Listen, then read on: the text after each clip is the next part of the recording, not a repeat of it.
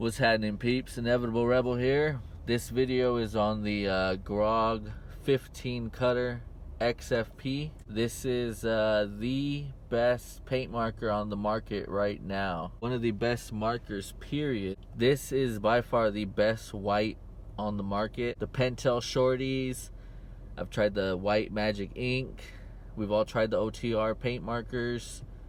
I've tried Smash KO markers. I've tried crinks. I've tried a lot of shit. And this is the absolute best flowing and best covering paint marker. The size of this is absolutely perfect. If you're looking at the full size, like hard to buff or flow pin, it's bigger. If you're looking at the baby flow pin or the baby hard to buff, it's about this little. So what this product has is the perfect middle ground. It holds a lot of paint. It's a nice broad line if you want it that big. I prefer using it on the side and getting more of a 5mm size line. But the flow you get from this is incredible. I used the fuck out of this thing and it's still got about half the paint that it had when I bought it. This marker gets an 11 out of 10 from me. That's how good it is. If I were to end my YouTube career right now and just start doing what I do, let's just say at the very least, I would buy at least 3 or 4 of these. I would get some motherfucking Sakuras. That would do me for a really long fucking time. I'd probably get some black ink. I'd be set for fucking at least a year. You know what I'm talking about? I don't need a fucking mop. I don't need this. I don't need that. I don't need a mess. Granted, I spilled more paint on my hand with this marker than I have with any marker in the past. This marker juiced faster than any marker I've ever used in my life. And the performance of this marker makes up for the disaster that was the 08 cutter. So what I'm going to say is, do not buy this marker in silver. Do not buy this marker in gold. If you can have a white that works, in my opinion, that's one of the best colors you can get. So I recommend that when you juice it, you use it, and you do a lot of extra stars and circles and dots at the end of your write. And what that does is it draws the paint from within the nib. Therefore, when you put the cap on, it's not going to want to juice out. Or if you have it upside down, it's not all going to flow out of the nib. Because a lot of times when you crack this motherfucker open, you got a fucking 1/4 ounce of paint on your hands.